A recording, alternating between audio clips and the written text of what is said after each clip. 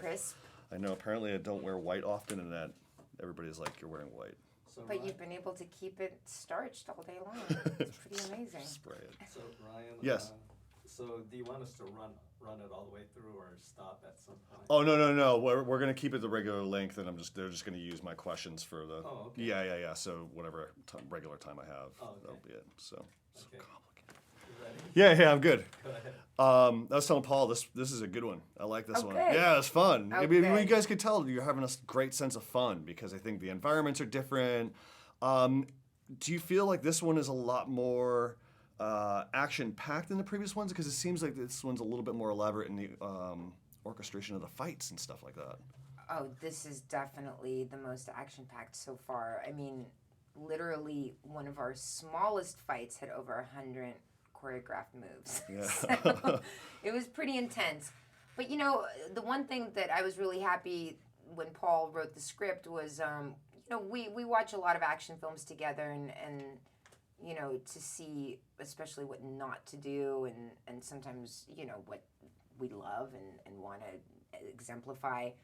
But one thing that we were in agreement, we watched quite a few movies where there was a lot of great action, but you didn't really care because you had no empathy for the character who was in the midst of this danger. So I thought it was really great how Paul wrote the suburban Alice character with the child, because suddenly it really brings it home to people. It becomes much more relatable, and the stakes have risen now, and so you have a lot more empathy for Alice having to deal with protecting this child on top of everything else that's going on.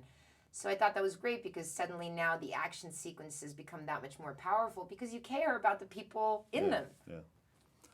There's a certain quality that is almost portraying Alice as some kind of, I don't know, wounded cowboy or wounded samurai in some respects. You have like this wound that you keep checking throughout the movie. Did that ever come into play where you're like, you know, this could lead to your last battle?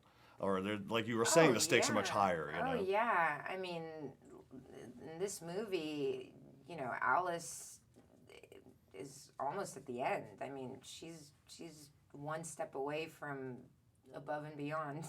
That's for sure. Whatever's there in the Resident Evil universe. Exactly. I mean, yeah, this is the hardest one for her because, you know, in this one, she is really willing to sacrifice everything to save this child, and it could very well be the end of her, especially the last fight sequence with Jill Valentine and Michelle Rodriguez. They're a hard bunch to win, you know. It's hard when you're fighting Michelle.